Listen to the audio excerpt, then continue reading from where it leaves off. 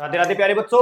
हाँ तो प्यारे बच्चों, आज की क्लास में हम इलेक्ट्रोकेमिस्ट्री जो 12th क्लास का चैप्टर है उसका थर्ड लेक्चर आज हम डिस्कस करेंगे बच्चों। Electrochemistry organic sorry physical chemistry का जो चैप्टर है बेटो इलेक्ट्रोकेमिस्ट्री, आज इसका हमारा थर्ड लेक्चर रहने वाला है। सेकंड लेक्चर में हमने बातें की थी बच्चों इलेक्ट्रोकेमिकल सीरीज के बारे में कि इलेक्ट्रोकेमिकल सीरीज क्या है। आज हम ये देखेंगे कि इलेक्ट्रोकेमिकल सीरीज के एप्लीकेशन क्या है, हम क्यों इलेक्ट्रोकेमिस्ट्री में इलेक्ट्रोकेमिकल सीरीज को पढ़ रहे हैं, क्या इसका उपयोग आने वाला है, आज इसकी बातें कर लेते हैं बच्चों। तो देखो इलेक्ट्रोकेमिकल सीरीज जो हमने लास्ट क्लास में पढ़ी बेटो, मैंने आपको बताया कि इलेक्ट्रोकेमिकल सीरीज को जो हम बनाए थे वो बनाए थे एसआरपी के इंक्रीजिंग ऑर्डर में। एसआरपी के बढ़ते हुए क्रम में हमने एक सीरीज बनाई थी और सीरीज जो थी बच्चों वो हमारी सीरीज ईसीएस स्टार्ट हुई थी लिथियम से। लिथियम का जो एसआरपी है वो मिनिमम है, लिथियम का जो एसआरपी है साहब वो मिनिमम है और ये सीरीज खत्म हो रही थी मेरे बेटो F2 पर। F2 का जो एसआरपी है वो मैक्सिमम है। क्लियर। आज बातें ये कर लेते कि भैया ये इलेक्ट्रोकेमिकल जो सीरीज है जो वैद्युत रासायनिक श्रेणी है हम इसको क्यों पढ़ रहे हैं। देखो बेटा मेरा, हमने वैद्युत रासायनिक श्रेणी लास्ट क्लास में बनाई थी, आइएगा एक बार के लिए हम इसको दोबारा से देख रहे हैं। देखो बेटा मैंने याद करने की ट्रिक आपको बता रही है, रखिए। ली के बाप से काका ने मांगी आलमारी, money, generator, car, fridge, CD, कोनी। ठीक है, इस ट्रिक से इसको याद करते चलो बच्चों। सुनो, प्रवाही, ये हाइड्रोजन आ गया बेटा है ना, इसका एसआरपी 0 होता है। कुटो, आई, सुनो प्रवाही कुट आई होगी। आज ब्रह्मानंद पंडित और कलावती सोना लाए फ्री में। तो ये मेरे बेटो हमारी इलेक्ट्रोकेमिकल सीरीज है। ओके, अब देखो हाइड्रोजन का एसआरपी क्या होता है बोलो, 0। ठीक है, मानक अपचयन विभव हाइड्रोजन का 0 माना जाता है। हाइड्रोजन के ऊपर के जो इलेक्ट्रोड हमें दिख रहे हैं इनका एसआरपी कैसा है बच्चों, पॉजिटिव है सबका। इन सबका एसआरपी कैसा है बोलो, पॉजिटिव है। और हाइड्रोजन के नीचे जो भी बेटाओं को दिख रहे हैं इन सभी का एसआरपी बोलो कैसा है बेटो, इनका जो एसआरपी है वो नेगेटिव है बेटा। क्लियर। अब देखो तो एक एक पॉइंट यहां से हम बनाते हैं कि इस ईसीएस में जब ऊपर से नीचे जा रहे हैं बच्चों, ईसीएस में ऊपर से नीचे जब हम जा रहे हैं तो बताओ एसआरपी का मान क्या हो रहा है। नंबर 1 पॉइंट क्या बन जाने का है कि ईसीएस में ऊपर से नीचे जब हम जाते हैं बच्चों तो ईसीएस में ऊपर से नीचे जाने पर बताओ क्या हो रहा है, एसआरपी बढ़ रहा है। एसआरपी का मतलब क्या है, अपचयन। एसआरपी का मतलब क्या है, मानक अपचयन विभव। अपचयन का मतलब क्या हुआ बच्चों, अपचयन का मतलब होता है इलेक्ट्रॉन ग्रहण करना। इलेक्ट्रॉन गेन टेंडेंसी को हम क्या कहते हैं, अपचयन कहते हैं। तो बताओ सबसे ज्यादा अपचयन की प्रवृत्ति किसकी है यहां पर, लिथियम की। क्यों, क्योंकि लिथियम का एसआरपी मेरे बेटो क्या है बोलो, मिनिमम है। और मैक्सिमम एसआरपी किसका है बोलो, फ्लोरीन का। तो फ्लोरीन का एसआरपी मैक्सिमम है बेटो। तो बताओ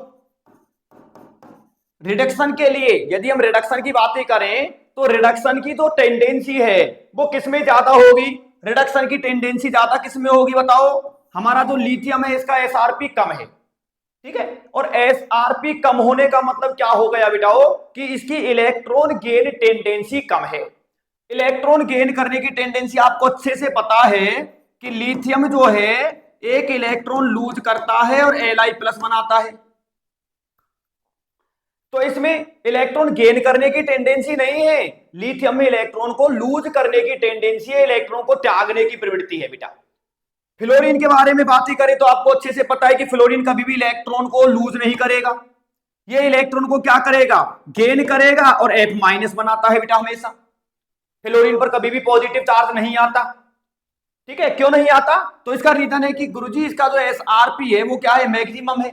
और एसआरपी मैक्सिमम जब होता है तो इलेक्ट्रॉन लूज करने की टेंडेंसी नहीं होती, क्या होती है, इलेक्ट्रॉन को गेन करने की टेंडेंसी होती है। क्लियर? तो मेरे बेटो एक एक पॉइंट क्या बन गया देखिए, जब हम ईसीएस में टॉप टू बॉटम आ रहे हैं, लिथियम टू फ्लोरीन आ रहे हैं बच्चों, लिथियम टू फ्लोरीन, तो बताइएगा एसआरपी बढ़ा, एसआरपी बढ़ा तो यहीं से बेटो दूसरा पॉइंट बना दिया, इलेक्ट्रॉन गेन टेंडेंसी, इलेक्ट्रॉन को गेन करने की जो प्रवृत्ति है, इलेक्ट्रॉन को ग्रहण करने की प्रवृत्ति बढ़ गई, इलेक्ट्रॉन गेन टेंडेंसी बढ़ गई।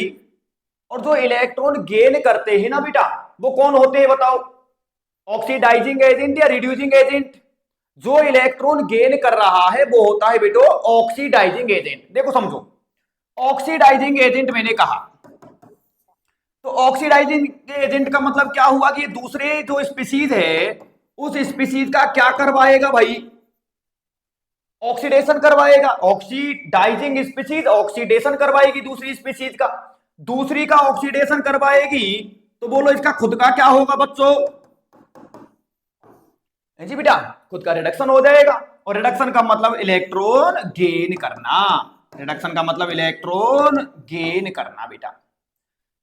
तो ऑक्सीडाइजिंग जो एजेंट होते हैं बेटा, ऑक्सीडेंट जो होते हैं, ऑक्सीकारक जो होते हैं बेटा, ऑक्सीकारक की टेंडेंसी है इलेक्ट्रॉन को गेन करने की। तो बताओ हम जब टॉप टू बॉटम जा रहे हैं तो इलेक्ट्रॉन गेन टेंडेंसी क्या हो रही है बच्चों, इलेक्ट्रॉन गेन टेंडेंसी इंक्रीज हो रही है, इसका मतलब हम ये कह देंगे ऑक्सीडाइजिंग, ऑक्सीडाइजिंग पावर इंक्रीज होगी बेटा। तो फिर रिड्यूसिंग पावर क्या होगी, ऑक्सीडाइजिंग पावर का अपोजिट कर लो, ऑक्सीडाइजिंग पावर का अपोजिट क्या बन जाएगा, रिड्यूसिंग पावर, तो रिड्यूसिंग पावर डिक्रीज हो जाएगी बेटा, रिड्यूसिंग पावर बोलो बेटा क्या हो जाएगी, डिक्रीज हो जाएगी। अब यदि बेटाओं से सीरीज के अंदर में ये बातें कहूं, किस सीरीज में स्ट्रॉन्गेस्ट रिडक्टेंट कौन है और स्ट्रॉन्गेस्ट ऑक्सीडेंट कौन है, तो बताओ स्ट्रॉन्गेस्ट,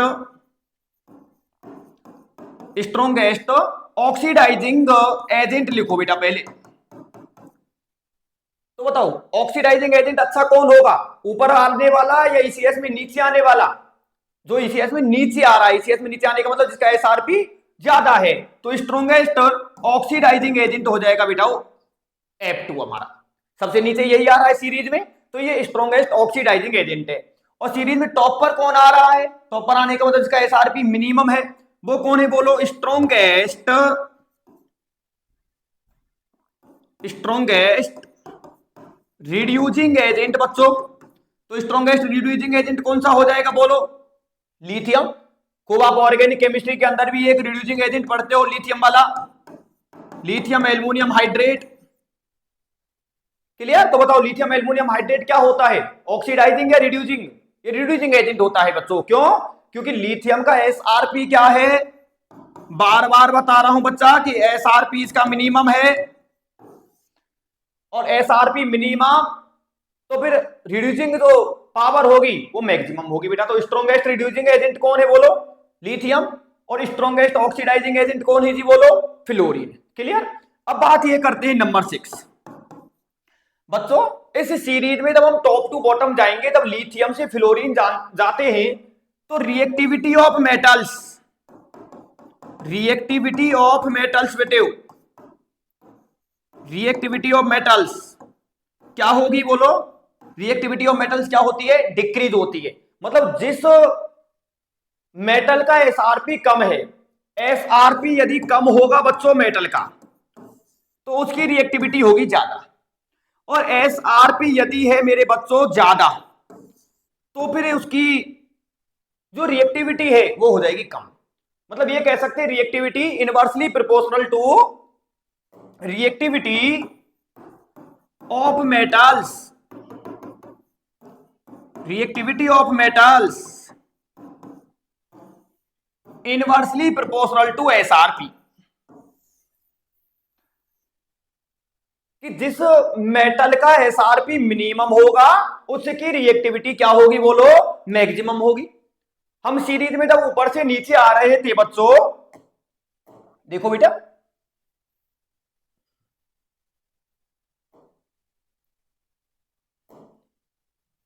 देखो बेटा, सीरीज में बताओ सबसे ऊपर सीरीज में कौन था बेटा, ये देखो लिथियम था। हाँ बिल्कुल, लिथियम का एसआरपी बोलो जी क्या था जी, मिनिमम था। क्लियर, एसआरपी मिनिमम है तो इसकी रिएक्टिविटी क्या है बोलो, मैक्सिमम है साहब। लिथियम मोस्ट रिएक्टिव मेटल है साहब, सबसे ज्यादा जो रिएक्टिव मेटल है इस ईसीएस में वो लिथियम है। और यदि बेटाओं से मैं ये कहूं कि इस ईसीएस में बेटाओ लीस्ट रिएक्टिव कौन है मेटल के अंदर, फ्लोरीन तो नॉन मेटल है, तो हम कहेंगे गुरुजी गोल्ड है। और गोल्ड वैसे भी आपको पता है कि लीस्ट रिएक्टिव होता है ना, गोल्ड की रस्टिंग नहीं होती, सोने पर जंग नहीं लगती साहब। क्यों नहीं लगती सोने पर जंग, गोल्ड पर रस्टिंग क्यों नहीं होती, क्योंकि गोल्ड का एसआरपी ज्यादा है भाई। और एसआरपी जब हाई होता है तो मेटल की रिएक्टिविटी क्या होती है, कम। और मेटल की रिएक्टिविटी कम होगी तो वो वाटर और एयर से क्या नहीं करेगी, रिएक्ट नहीं करेगी, और रिएक्शन नहीं करेगी तो रस्टिंग नहीं होगी बेटा। इस चैप्टर में आगे हम रस्टिंग को पढ़ेंगे कि जो रस्टिंग का कॉन्सेप्ट है, रस्टिंग की जो मैकेनिज्म है वो किस तरह से काम कर रही है। क्लियर। तो बेटो अब नेक्स्ट पॉइंट ये समझते हैं गुरुजी, इस सीरीज में से मान लो, ये बात समझ में आ गई कि ऊपर जो मेटल आएगी, मान लो बेटाओं को मैं दो मेटल पकड़ता हूं, एक मेटल मैंने पकड़ा है जिंक बेटा, और एक मेटल मैंने ले लिया बच्चों कॉपर। और आपसे मैंने कहा कि बताओ जिंक और कॉपर में से ज्यादा रिएक्टिव मेटल कौन सी है, तो बताओ जिंक ऊपर आ रहा है सीरीज में, ऊपर आने का मतलब दोनों तरीके से बता रहा हूं, ऊपर आने का मतलब एसआरपी कम, और ईसीएस में नीचे आने का मतलब बेटो एसआरपी ज्यादा। तो बताओ इन दोनों मेटल में से कौन ज्यादा रिएक्टिव होगी, डेफिनेटली जिंक होगा बेटा, जिंक की रिएक्टिविटी ज्यादा होगी, इसका एसआरपी कम है साहब।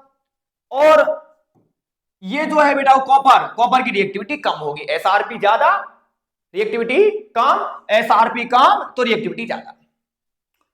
अब एक बात और जानते हैं कि गुरुजी कोई भी तो सेल हम पढ़ते हैं, उस सेल में दो इलेक्ट्रोड होते हैं बेटा, एक तो हमारा एनोड होता है और एक कौन होता है बोलो, कैथोड। अब कोई भी दो मेटल दे दी, हमने गैल्वेनिक सेल पढ़ा था, और गैल्वेनिक सेल में बेटाओं को मैंने बताया था कि वहां पर कैथोड की तरह कौन काम कर रहा था, कॉपर, और एनोड की तरह कौन काम कर रहा था बेटो, जिंक।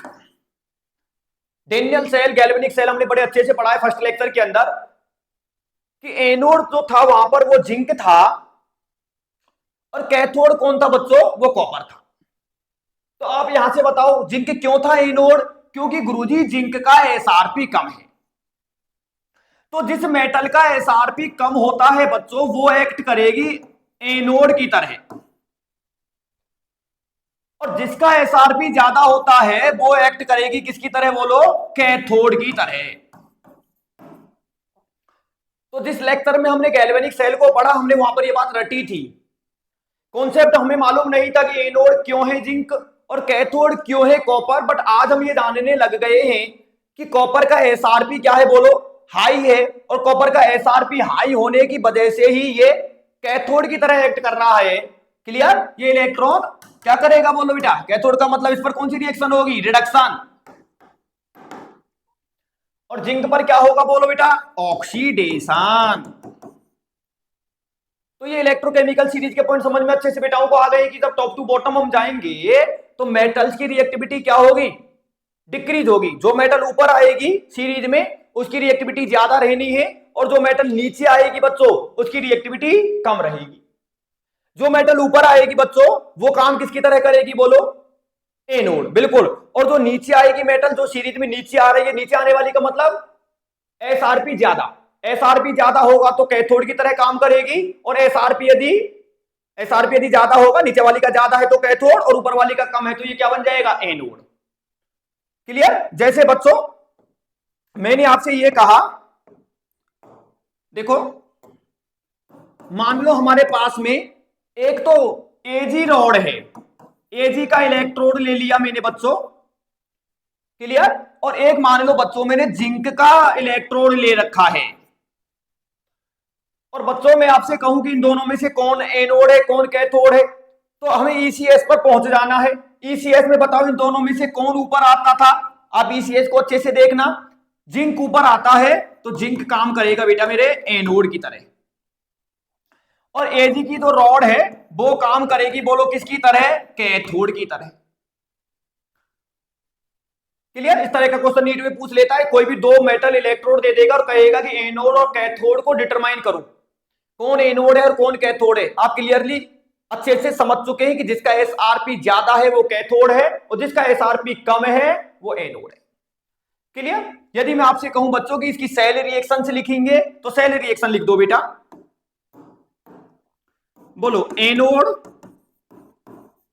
पर कौन सी रिएक्शन होती है, ऑलवेज ऑक्सीडेशन रिएक्शन। एनोड पर ले आओ, कौन है एनोड, जिंक है, जिंक को ले आओ। ऑक्सीडेशन का मतलब इलेक्ट्रॉन लूज करेगा, जिंक +2 बना देगा बच्चों, +2 इलेक्ट्रॉन्स। कैथोड पर चलो बच्चों, कैथोड बताओ, कैथोड पर कौन सी रिएक्शन होगी बच्चों, रिडक्शन रिएक्शन बेटा। क्लियर?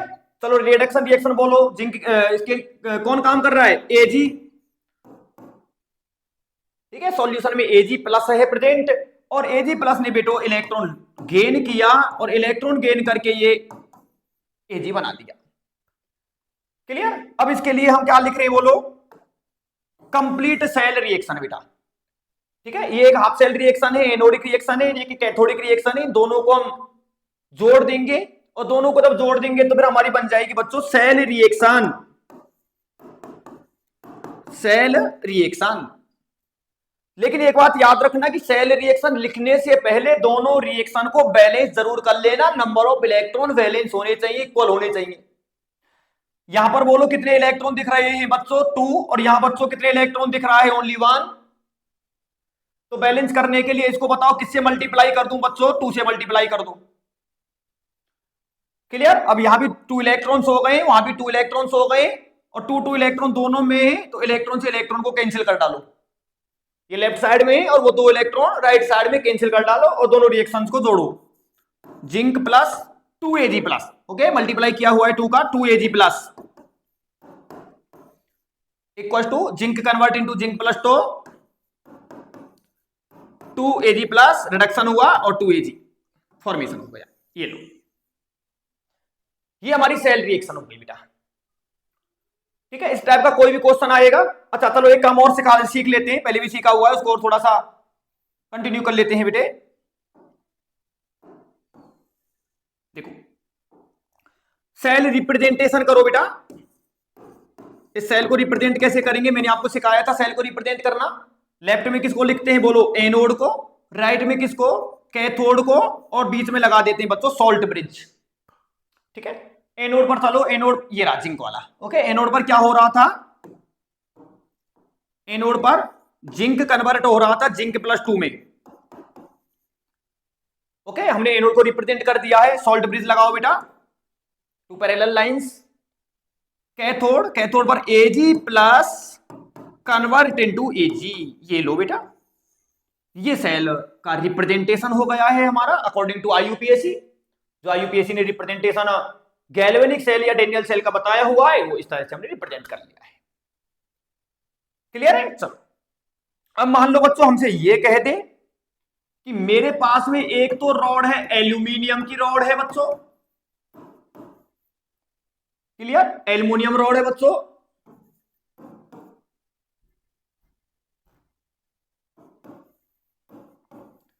और सेकंड मान लो बच्चों हमारे पास में पीबी की रॉड है, पीबी रॉड लेड। ओके, तो बताओ इसमें ईसीएस को एक बार और देखें, चलो चलो चलो चलो चलो चलो चलो चलो ईसीएस को देखो, ये लो भाई जी, एक बार ईसीएस देख लो। ठीक है, 2 रॉड कौन कौन सी ली थी, एक तो एजी, पकड़ो एजी को, नहीं नहीं एजी नहीं, पीबी, पीबी पकड़ो बेटा, ये रहा पीबी भैया, ये पकड़ा। और दूसरी कौन सी थी, एल्यूमिनियम, ये रही बेटू। बताओ दोनों में से कौन ऊपर आ रहा है, एल्यूमिनियम, तो एल्यूमिनियम किसकी तरह एक्ट कर देना है, एनोड। पीबी नीचे आया है तो पीबी किसकी तरह एक्ट करेगा बेटो, कैथोड। क्लियर? चलो बेटा अब करते हैं रिएक्शंस को। तो ये क्या है बेटा बोलो, एल्यूमिनियम, ये तो है हमारा एनोड, ऊपर आता है ईसीएस में, इसलिए इसको हम एनोड कह रहे। SRP कम है, एनोड है। और ये क्या है बेटो, ये है कैथोड। कैथोड। ओके, चलो रिएक्शन लिखते हैं, इन दोनों की रिएक्शन लिखते हैं। Anode reaction, anode oxidation reaction. ठीक है, एनोड पर ले आइएगा, एल्यूमिनियम एनोड की तरह एक्ट कर रहा है, तो एल्यूमिनियम लाओ बेटा। ऑक्सीडेशन का मतलब इलेक्ट्रॉन निकालो इसमें से, +3 इलेक्ट्रॉन। एल्यूमिनियम +3 और 3 इलेक्ट्रॉन को लूज कर देगा, ये +3 की फॉर्म में एग्जिस्ट करता है एल्यूमिनियम आयन। हाँ बेटा, कैथोड रिडक्शन रिएक्शन बच्चों, रिडक्शन रिएक्शन लिख दो बेटा। ओके, कैथोड पर किसको ले आएंगे हम, पीबी को ले आएंगे। पीबी एक्ट कर रहा है कैथोड की तरह, तो पीबी, क्लियर, रिडक्शन हो रहा है बच्चों, रिडक्शन करवाइएगा, इलेक्ट्रॉन को गेन करवाओ बेटा। पीबी +2, ठीक है, पीबी +2, ये 2 इलेक्ट्रॉन को गेन करेगा और 2 इलेक्ट्रॉन गेन करके ये कन्वर्ट हो जाएगा बेटा पीबी में। अब इसके लिए हमें क्या लिखना है, अब कंप्लीट रिएक्शन लिखनी है बेटा, सेल रिएक्शन लिखनी है। चलो सेल रिएक्शन लिखते हैं इसके लिए। ठीक है, सेल रिएक्शन देखो बेटा। तो सबसे पहले अभी मैंने क्या बताया बेटा कि रिएक्शन में इलेक्ट्रॉन को बैलेंस करना जरूरी है, उसके बाद ही हम कंप्लीट सेल रिएक्शन लिखेंगे। यहां पर नंबर ऑफ इलेक्ट्रॉन 3, ओके, और यहां नंबर ऑफ इलेक्ट्रॉन कितना है 2, दोनों को बैलेंस करो, बराबर बराबर करो भाई। बराबर बराबर कब होंगे, इसको तो मल्टीप्लाई कर दो 2 से और इसको मल्टीप्लाई कर दो 3 से, तो 3 to 6 हो गया है वो भी, और 3 to 6 हो गया ये। ओके, तो 6 इलेक्ट्रॉन कैंसिल हुआ है, 6 इलेक्ट्रॉन, इलेक्ट्रॉन कैंसिल हो गए। अब दोनों को जोड़ो बेटा, सेल रिएक्शन हम लिख रहे हैं भाई, सेल रिएक्शन जोड़ो बेटा। 2 एल्यूमिनियम, पीछे देखते रहेंगे आप लोग, एल्यूमिनियम 2 है, 2 से मल्टीप्लाई किया हुआ है हमने, 2 aluminium plus 3 P B plus 2, 3 P B plus 2। Okay, aluminium को कन्वर्ट कर रहे हैं EL+3 में, 2 EL+3 प्लस 3 पीबी। ये लो बेटा, ये लो बेटा, देखो आराम से।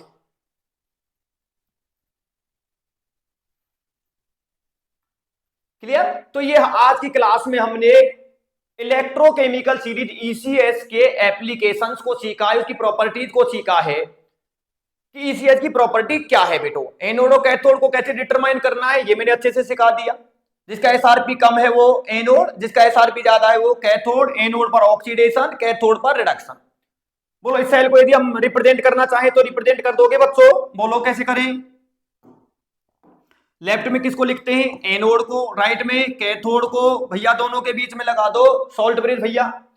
एनोड, एनोड की रिएक्शन बताओ, एनोड पर क्या हो रहा था, एनोड पर एल्यूमिनियम, एल्यूमिनियम +3 में कन्वर्ट हो रहा था गुरुजी। कैथोड पर क्या हो रहा था, देख लो ये दिख रहा है, कैथोड पर Pb+2 पीबी में कन्वर्ट हो रहा है, और बीच में लगा दो भाई दोनों में सॉल्ट ब्रिज, दोनों के बीच में सॉल्ट ब्रिज। ये रिप्रेजेंटेशन हो गया। यदि कंसंट्रेशन, तो यहां पर कंसंट्रेशन को हम मेंशन कर देंगे C1, जो भी कंसंट्रेशन हमको देगा एल्यूमिनियम सॉल्यूशन की, और यहां पर इसकी कंसंट्रेशन C2। क्लियर, ये इसका रिप्रेजेंटेशन हो गया है बेटो। अब दूसरी बात ये करते हैं कि जो नॉन मेटल है, कौन बच्चों, नॉन मेटल, हमने ECS बनाई है लिथियम से लेकर के फ्लोरीन तक, इसमें मेटल्स भी हैं और नॉन मेटल्स भी हैं। तो अभी मैंने क्या कहा बेटो, मेटल्स के बारे में तो बात ये थी कि जब हम टॉप टू बॉटम जाएंगे तो reactivity of metals, reactivity of metals भाई, मेटल्स की रिएक्टिविटी तो बोलो क्या हो रही थी, डिक्रीज, बट नॉन मेटल के केस में उल्टा होगा। उल्टे होने का मतलब रिएक्टिविटी ऑफ नॉन मेटल्स क्या होगी बच्चों, reactivity of non metals, reactivity of non metals increase बेटा। क्लियर, एक बार ECS को दोबारा से देखते चलते हैं ECS की तरफ बच्चों, यही है। ठीक है, अब यहां पर जो आपको नॉन मेटल्स दिख रही है, उन नॉन मेटल्स को देखो बेटा। चलो बंद करते हैं, इससे करें, चलो चलो पिंक पिंक ले, चलो। हाँ बेटा, नॉन मेटल देखो इसके अंदर, ये रहा बेटा F2, ओके, Cl2, O2 और Br2 और I2। ये हमारे नॉन मेटल है बेटा। ठीक है, तो आप बताओ मेरे को, ठीक है, चार पकड़ लो आप लोग अच्छे से समझने के लिए, F2Cl2 Br2 और I2। बताओ इनमें से मोस्ट रिएक्टिव कौन होता है? F2। आपको पता होना चाहिए F2 मोस्ट रिएक्टिव है, इसका मतलब नीचे नीचे आ रहा है F2 तो हमारा, इसकी रिएक्टिविटी सबसे ज्यादा है। तो यदि बेटाओं को यदि मैं रिएक्टिविटी ऑर्डर पूछूं तो बोलो रिएक्टिविटी ऑर्डर क्या बन जाना है इनका? सबसे ज्यादा रिएक्टिव रहेगा F2, Cl2, Br2 और I2। ऑर्गेनिक केमिस्ट्री में हेलो एल्केन हेलो एरीन के अंदर भी हम इस रिएक्टिविटी ऑर्डर को देखते हैं, ये एक्सप्लोजिव रिएक्शन करता है और ये लीस्ट रिएक्टिव है। इसके साथ होने वाली रिएक्शन जो होती है वो रिवर्सिबल होती है बेटो, उसको रिवर्सिबल बनाने के लिए अपन HNO3 या आयोडिक एसिड SiO3 यूज करते हैं। ऑर्गेनिक के अंदर बातें करेंगे बेटा, ठीक है ना, वो अभी पॉइंट नहीं चल रहा है, अभी इलेक्ट्रोकेमिस्ट्री के पॉइंट को अपन क्लियर कर लेते हैं। अब एक बात और समझो, गुरुजी ने ये कहा कि जो मेटल ऊपर आ रही है भाई, ऊपर वाली मेटल, तू आ रही चल, ऊपर वाली मेटल, ऊपर वाली बोले तो कम SRP, जिस मेटल का SRP कम है उसकी रिएक्टिविटी क्या है बोलो? ज्यादा।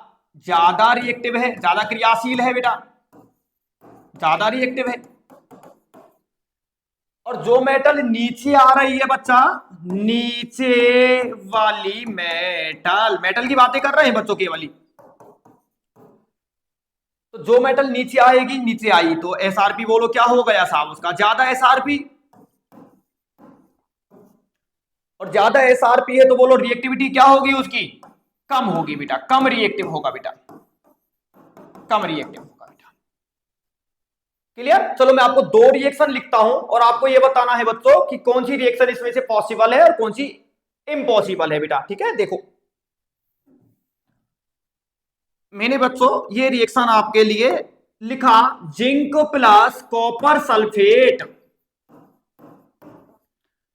Equal to zinc sulphate plus copper. दूसरी रिएक्शन बच्चों मैंने आपको लिखा, copper, copper plus zinc sulphate equal to copper sulphate plus zinc.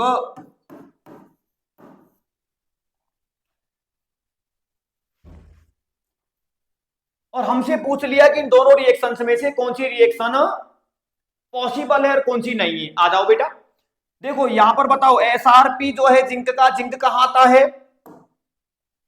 Electrochemical series में मैं कई बार बता दिया हूं, इलेक्ट्रोकेमिकल सीरीज में ये ऊपर आता है बेटा। ऊपर आने का मतलब कई बार बता दिया बेटा, बार बार बता रहा हूं, ऊपर आ रहा है SRP कम है। ऊपर है इसका मतलब इसकी रिएक्टिविटी ज्यादा है। कॉपर ये नीचे आता है भाई ECS में,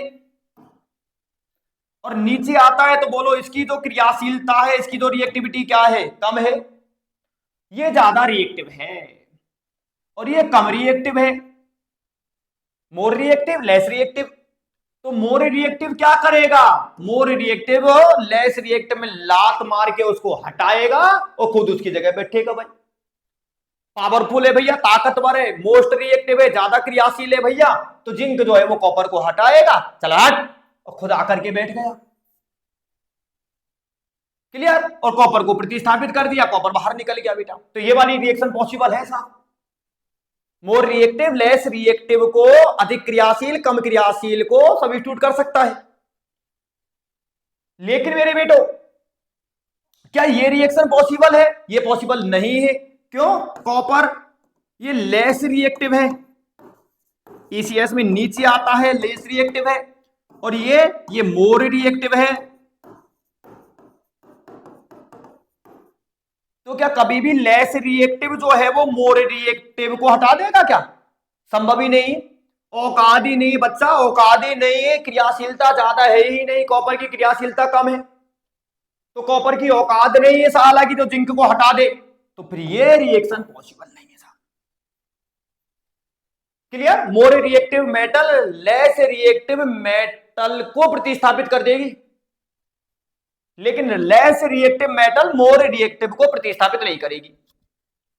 क्लियर? और समझते इसको थोड़ा सा और डीपली चलते हैं इसके। चलो गुरुजी एक बात बताओ, हाँ बेटा, कि मेरे पास में कोई जिंक का कंटेनर है, ठीक है भाई, मेरे पास गुरुजी जिंक का कंटेनर है, पात्र है, और इस जिंक के कंटेनर में मैंने भर रखा है कॉपर सल्फेट।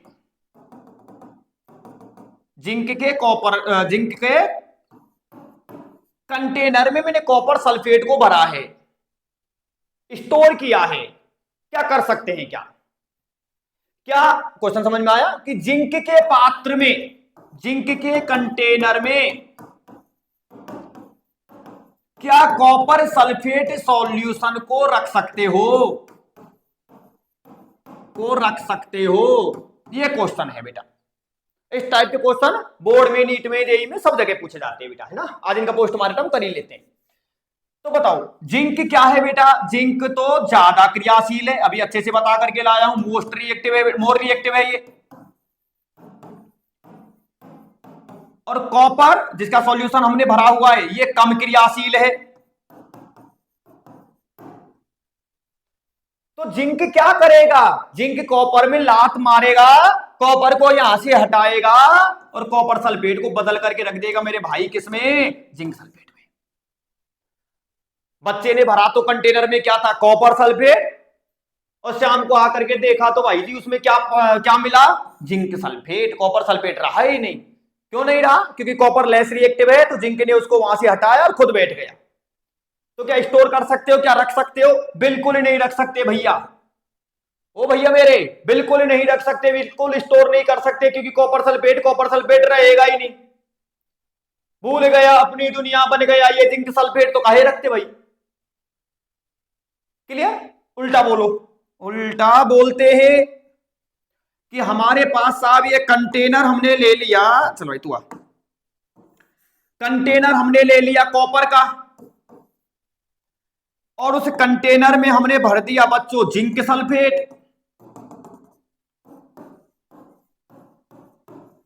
बोलो जी, क्या कॉपर के कंटेनर में जिंक सल्फेट को स्टोर कर सकते हो?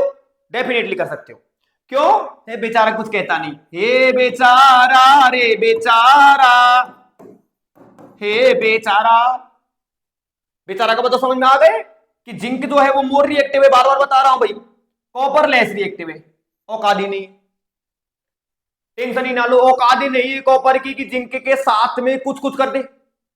तो कॉपर जिंक को हटा ही नहीं पाएगा। आपने जिंक सल्फेट को फिल किया है, जिंक सल्फेट ही मिलेगा आपको। क्योंकि कॉपर ही कहेगा भैया जिंक, मैं तेरे से कुछ नहीं कह रहा भैया, मेरी औकात नहीं है, देख तेरे को पता है, दुनिया जानत है, सब जानत है कि मैं लेस रिएक्टिव हूं भैया, मेरी औकात नहीं है लाला।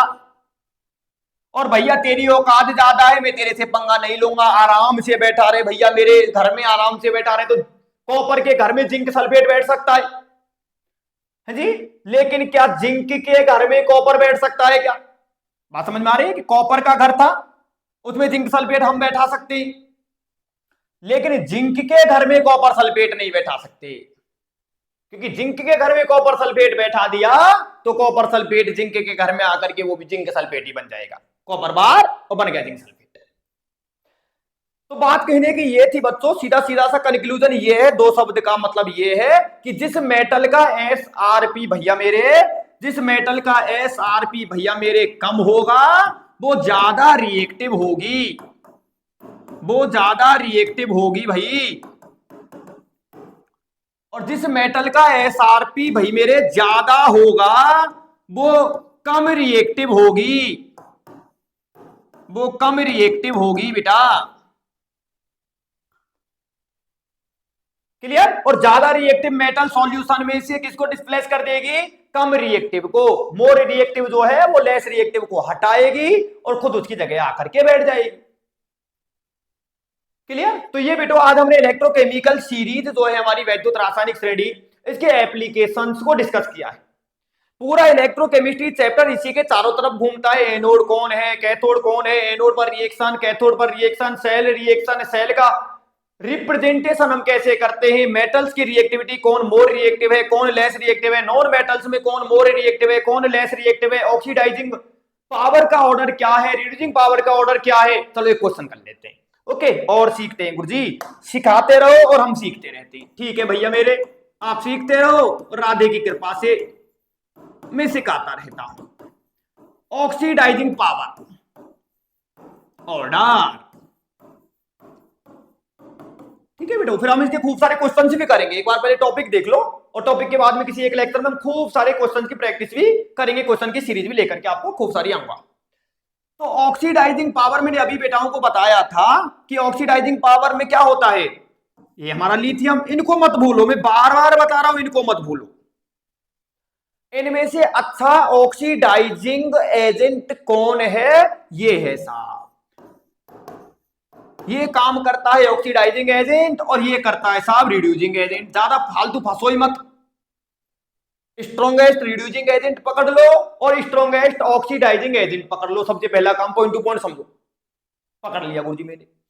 तो ये पकड़ने के बाद आराम से बिल्कुल क्लियर में पता चल रहा है कि भाई ऊपर से नीचे जब हम जा रहे हैं, लिथियम से फ्लोरीन जा रहे हैं, तो कौन सी टेंडेंसी बढ़ रही है, कौन सी नेचर बढ़ रही है, ऑक्सीडाइजिंग नेचर बढ़ रही है मेरा बेटा, ऑक्सीडाइजिंग नेचर बढ़ रही है। ऑक्सीडाइजिंग नेचर बढ़ने का मतलब ऊपर से नीचे बताओ एसआरपी भी क्या हो रहा था, बढ़ रहा था। गुरु समझ गया, गुरु जी समझ गया, कोई टेंशन समस्या लेकिन किंतु परंतु बंधु नहीं है भाई, कि एसआरपी जैसे जैसे जैसे जैसे बढ़ता है ऑक्सीडाइजिंग पावर भी बढ़ती है। एसआरपी बढ़ता तो ऑक्सीडाइजिंग पावर बढ़ती हुई, और उल्टा बोलो लो, उल्टा बोलो ना उल्टा, एसआरपी घटता,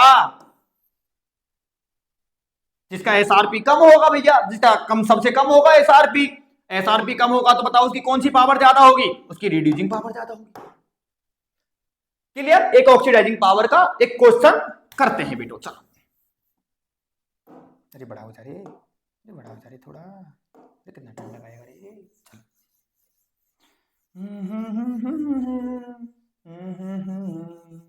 राधे सदा सब पर रहमत की नजर रखना। प्यारे बेटो आओ देखो, मैंने यहां पर आपको लिखा ए बी सी डी, चलो भाई, और यहां बेटाओं को मैंने एस आर पी की वैल्यू दी हुई है, मान लो एस आर पी, ठीक है, ई नोट दे देगा वो, ऐसे लिख देगा, ओ हो गुरुजी ऐसे लिखेगा, ऐसे लिखेगा भाई, E naught. Clear, S R P की वैल्यू है बेटो ये, और एस आर पी की वैल्यू कुछ अपने को दे दी, मान लो इसके लिए दे दी 1.5 volt minus 2.1 volt minus 3 volt, और इसके लिए मेरे बेटो मान लो दे दी हमारे लिए 1 वोल्ट।